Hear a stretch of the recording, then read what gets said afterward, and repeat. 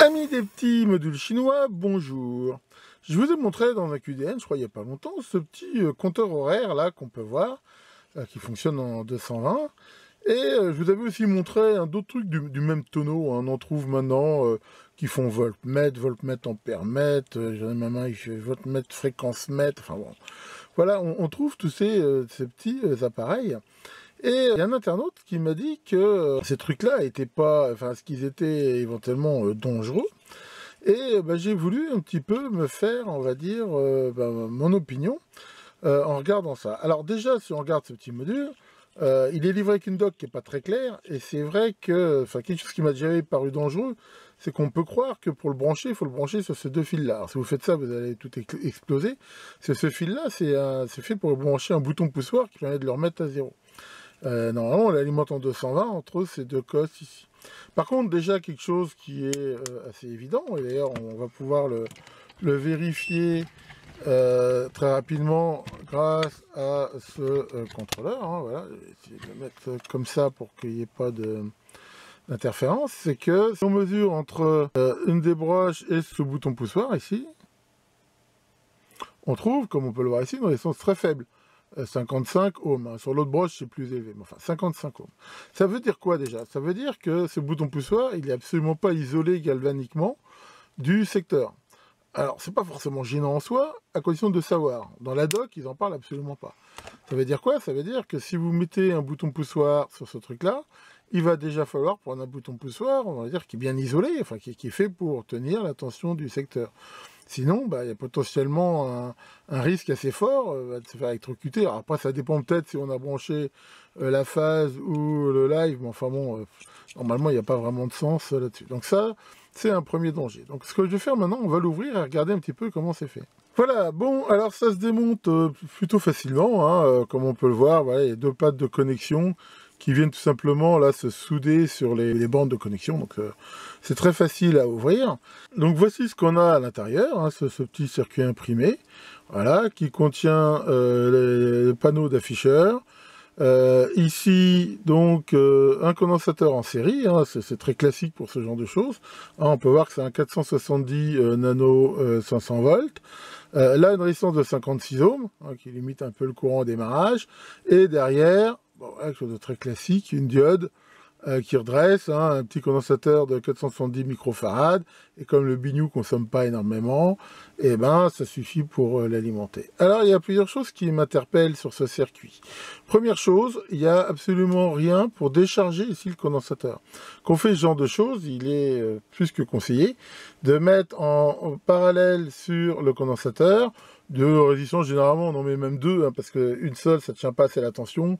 On met par exemple de résistance de 470K ou un truc comme ça, de façon à décharger le condensateur une fois qu'on le débranche. Ici, ce truc-là, s'il est branché sur le secteur et vous le débranchez, potentiellement, le condensateur ici peut être chargé, une tension qui est assez élevée, hein, c'est la tension crête du secteur, qui peut atteindre dans les 300 et quelques volts. Et ça veut dire que si vous le manipulez juste après l'avoir débranché, en vous disant c'est bon, je veux dire, il n'y a pas de risque, potentiellement, vous pouvez vous prendre une châtaigne, ma foi, relativement forte. Alors, c'est vrai qu'il n'y a pas des milliards de joules d'emmagasinés dans le condensateur, vu sa valeur, mais enfin, voilà, rien que ça, déjà, c'est pas terrible. Ensuite, la chose qui me dérange aussi, c'est que la résistance en série ici, manifestement, n'est pas une résistance fusible. Je vous avais déjà fait une vidéo où je vous avais montré comment ce genre de résistance se comportait en cas de surcharge, et que ça brûlait allègrement.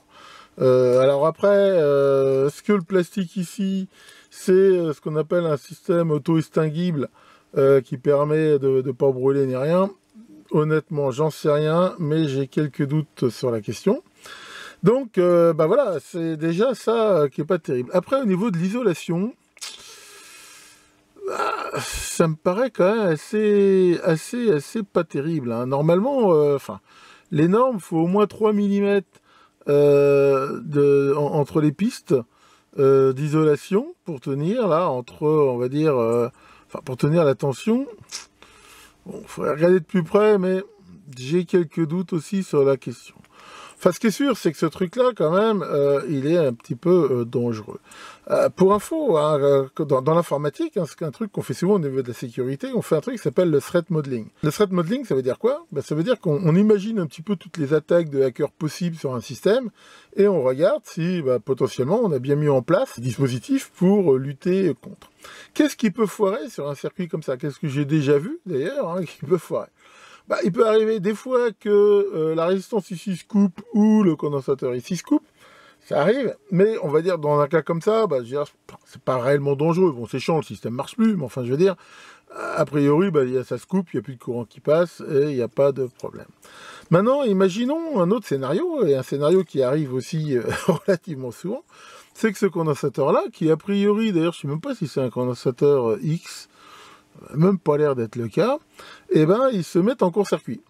S'il se met en court-circuit, qu'est-ce qui va se passer? Il va se passer que il va passer là du courant plein pot. 56 ohms sur le secteur, ça va faire passer un courant qui dépasse très largement les possibilités de cette résistance-là. Donc, déjà, il y a des chances qu'elle va se mettre à cramer, mais indépendamment de ça, vu la gueule des pistes et du système, là, voilà, ça va sans doute péter. Alors, qu'est-ce qui se passe, justement? Si, justement, là-dedans, il y a des composants, on va dire, voire même qui explosent, je dirais, soit ça explose bien, c'est-à-dire ça explose, puis derrière, ça se met en circuit ouvert, et puis on est dans le premier cas, et puis ça y est, ça a bien explosé, et ça marche plus. Mais ce qui peut déjà arriver, et ce que j'ai, même relativement souvent vu, des fois, c'est que c'est pas si franc que ça. Donc ça pète plus ou moins, mais ça charbonne, hein, quelque part, ça fait des dépôts de carbone qui eux-mêmes se comportent comme une résistance relativement élevée, donc, mais qui laissent assez passer le courant. Donc comme toute résistance dans laquelle passe un courant, ça se met à chauffer. Comme ça chauffe, ça charbonne de plus en plus ça charbonne, plus ça chauffe. Et puis, hein, vous avez déjà peut-être vu des circuits qui ont cramé comme ça, ça commence petit à petit quand même à cramer. Et là, en même temps, ça peut même être relativement lent, mais chauffer au point d'éventuellement de démarrer un incendie. Hein. Et là, il n'y a absolument rien qui limite le courant là-dedans. Donc ça, par contre, honnêtement, je trouve que c'est quand même pas top du tout. Qu'est-ce qu'on peut faire contre ça? La première chose que je conseille, c'est de mettre toujours avec ces petits machins-là un fusible. Ces machins-là, ça consomme pas beaucoup. Hein. Comme on peut le voir, ce truc, ça consomme 35 mA.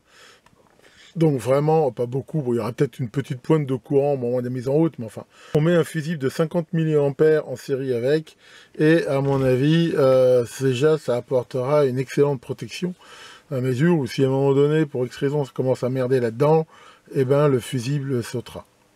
Je pense que c'est quand même une bonne protection, parce que là, vraiment, ça, c'est pas terrible. Alors, on peut voir sur ce truc-là, le fameux marquage CE, mais est-ce que ça prouve quelque chose? Donc en conclusion, ce qu'on peut dire, c'est qu'au niveau de la sécurité, ces trucs-là, c'est quand même pas gagné. Alors on a vu qu'il y avait un marquage CE dessus, mais bon, faut savoir que ce marquage CE, sur beaucoup de produits chinois, il ne veut plus dire grand-chose. En théorie, il indique, si je me rappelle bien, que le fabricant s'engage quelque part à respecter un certain nombre de règles, de cahier des charges. Quand c'est fabriqué hors Union européenne, normalement, l'importateur, c'est sous sa responsabilité, quand il y a un marquage CE, de vérifier que les matériels qu'il importe sont bien, correspondent bien à ces normes, que s'il y a un contrôle, il puisse les fournir et tout ça. Bon, honnêtement, sur les trucs chinois, j'ai l'impression que ça ne veut rien dire du tout. Je crois qu'un mec, quand il fabrique quelque chose, il commence par mettre CE dessus, puis après il se met à réfléchir à ce qu'il va faire. Alors pour info aussi, hein, j'entends souvent ce truc comme quoi ça voudrait dire China export. Je vous mettrai un lien sur Hoaxbuster qui montre que ce truc-là, en fait, c'est un hoax, c'est pas vrai. Mais que ce soit vrai ou pas, finalement, ce qui est sûr, c'est que ça ne veut pas dire grand-chose. Qu'est-ce qu'on peut déduire de ce truc-là? On peut en déduire que c'est quand même des produits qui potentiellement peuvent être quand même dangereux, hein, comme on le voit, du moins tels qu'ils sont livrés.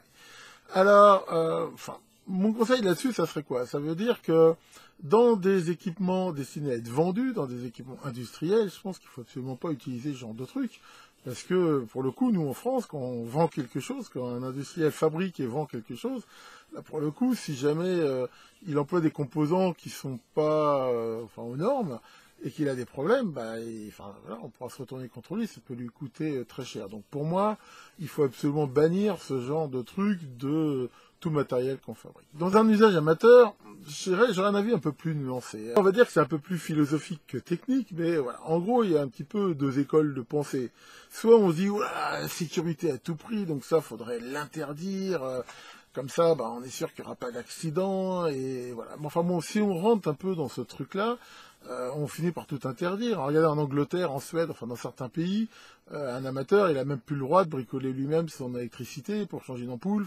Il faut qu'il appelle un professionnel qui doit payer une licence avec un agrément, un truc comme ça. Enfin voilà.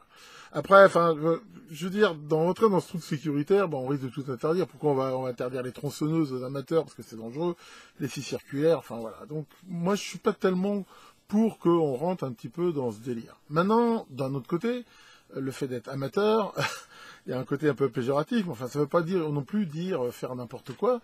Et sur tous les trucs qui potentiellement peuvent donner de la puissance, je dirais pas simplement relié au secteur. J'avais déjà dit que tout ce qui était relié au secteur, enfin, ça pouvait potentiellement être dangereux, mais ce qui peut de toute façon être potentiellement dangereux, c'est tout ce qui peut fournir beaucoup d'énergie. Quand je vois des mecs qui trafiquent, par exemple, sur des trottinettes électriques, des trucs comme ça, c'est des batteries qui n'ont pas forcément des très hautes tensions, enfin, qui peuvent fournir énormément de courant, et assez de courant pour exploser. Enfin, vous avez tous vu ces vidéos de batteries qui explosent et de choses comme ça. Donc je dirais que le bon sens est que quand on va utiliser un appareil qui se met sur une source capable potentiellement de donner beaucoup d'énergie, ce qui est le cas aussi justement du secteur, il est quand même plutôt préférable et prudent de mettre des protections de telle façon que si le système se met à déconner, et en particulier s'il se met en court-circuit, ça coupe. Et dans le cas d'un appareil comme ça, c'est le fusible, c'est pas cher, et c'est sans doute le truc qui fera le mieux le job. En conclusion, je dirais, si vous utilisez ces petits modules-là, qui sont, c'est vrai, pas mal, et tant qu'ils marchent, ils marchent bien, mais je vous conseille de mettre en série des fusibles adaptés. Et pour moi, le simple fait de rajouter un petit fusible de 50 milli en série avec ce truc, déjà, voilà, en cas de problème, il y a quand même de grandes chances que le fusible crame, et que ça limite énormément le risque que ça fasse des bêtises. Tiens, Maurice, ça va, Maurice? Qu'est-ce que c'est que ces pilules bleues, là, que j'ai vu que tu manipulais? Du Viagra? C'est quoi, ça? C'est un truc qui te permet de faire l'amour 8 à 10 fois par jour. Ah ouais, une sorte de calmant, quoi. Bien, voilà, ça continue à cailler, mais bon. Je voulais quand même faire éventuellement cette petite vidéo, parce que, pour rappeler quand même que sur ces trucs-là, il faut quand même des fois être prudent. Super Blow, le démon des fusibles, veille sur vos circuits, et à très bientôt pour de nouvelles vidéos.